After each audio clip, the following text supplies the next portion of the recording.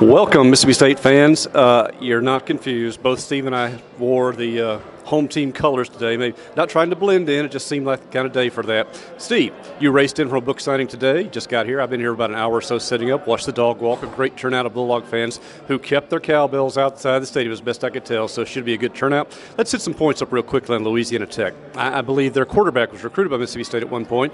What did you think of him then, and how has he progressed here in college? Really like J.M.R. Smith. J.M.R. Smith played at Meridian. State actually offered him after his freshman year. Among his first offers, elected to go with Nick Tiano. J.M.R. was the guy that went to Mississippi State's camps, did exceptionally well.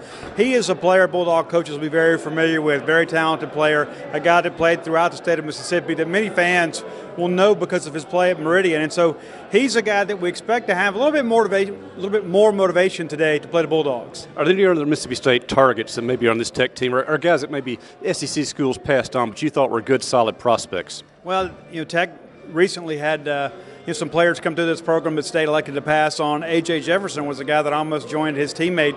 The name escapes me now, but a guy that goes on to the NFL from Tech. So this is a Tech program that is a step above what many have seen in recent years. Skip Holtz and staff here have worked very hard to recruit at a much higher level. They're getting those players that have SEC interest, but perhaps are not true SEC targets. And many of those guys, as you know, David, come in with a little more of a chip on their shoulder. And this is a Louisiana Tech team that is projected by many to win Conference USA. It looks like it will still be a shootout because a lot of things can happen in that league at this point.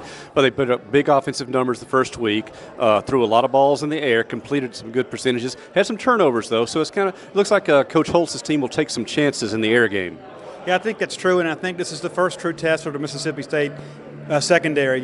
Charleston Southern threw it 8 times, and many of those were passes that were throwaways. So there hadn't really been a real test. So this will be a real measuring stick for the Bulldog defense as they prepare to go play LSU next weekend. But yeah, they want to get the ball out quickly, very similar to what Ole Miss does with their spread offense. It's some elements the Bulldogs have seen before.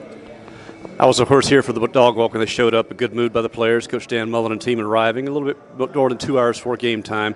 A good crowd awaiting them. It looked like a relaxed, ready team. Certainly, I don't want to draw too many comparisons to 2008 when you and I were both here. I was working the game. I believe you were in presence watching. Neither of us want to remember that game, but let's say a lot of things have changed the stadium. This whole press box we're in is new. They built a new locker room facility down there. Tech has put some money into things. Mississippi State, though, you can see the 9 years difference. And like we keep reminding fans, had it not been for that loss, there might not have been a coaching change at the end of that season. So things worked out well. Now Dan Mullen brings somebody down here, and he won't care about, bouncing any books. He wants to get this winner's belt because State is on that building course. Charleston Southern, Louisiana Tech, and next week, SEC opener. It's a really solid step up in competition from what the Bulldogs saw last week, David. I think Louisiana Tech is a team, too, that likes the idea of having an SEC team in their own yard for a while. And as you mentioned, last time that happened, the blue and red Bulldogs came out the victor. State starts a good ball game that day.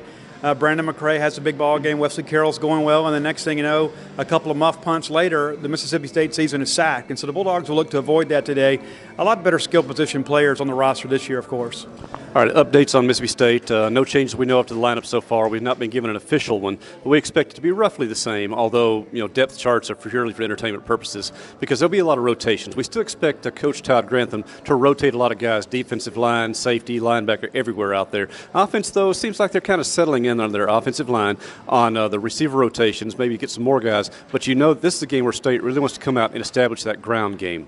I think so, David. And we saw last week once State got a lead, Nick Fitzgerald really was kind of a hesitant ball carrier. Wasn't a lot of plays called with his number as truly a ball carrier. And so I think that'll be important today is for State to get a big lead or have the opportunity to get a lead and allow Nick Fitzgerald to maybe not absorb as much wear and tear. But if State comes out here and wins 49-0, it's going to be a heck of a football season because Louisiana Tech's a much better football team than Mississippi State saw last week.